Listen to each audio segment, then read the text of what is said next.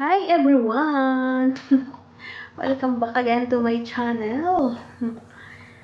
Maitatry lang po ako guys. Bagong tsokolate. Ito ay salty caramel chocolates. Look, this is new. Itatry natin kung masarap ba yung lasa niya. Ang cute, diba? See? Super cute. Look at this. So cute.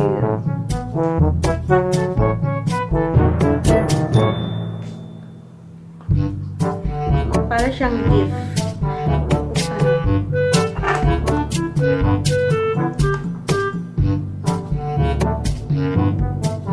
Grabe, naka-selt.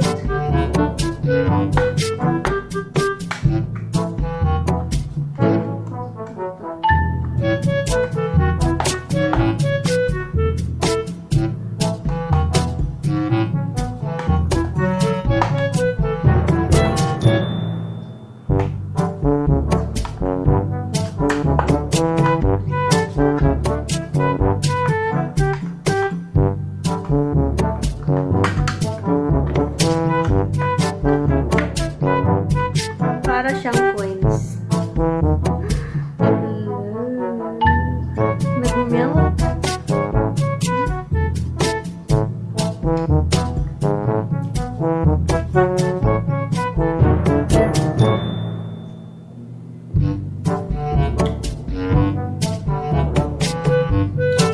Sarap. Masarap siya. Yung level lang yung tamis at saka yung alat.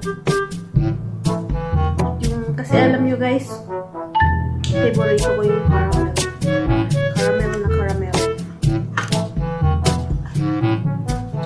Dahil gabi ngayon, hindi natin to ubusin. Kasi ilang piraso to, marami to. Kahit maliliit na siya, pero marami siya. 2, 4, 6, 8, 10 piraso. Dalawa lang yung kakainin.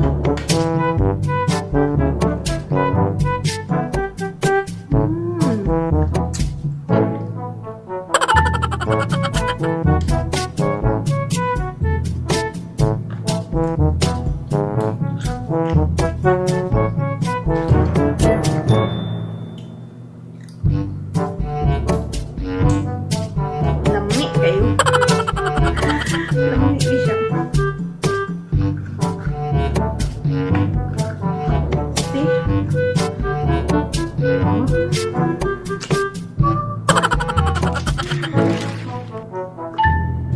Ibabalik natin guys sa kanyang dating itatali natin ulit.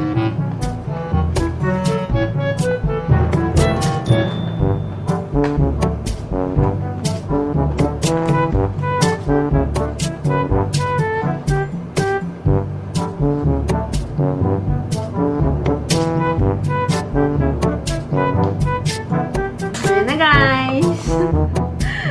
Kakainin ko to bukas ulit.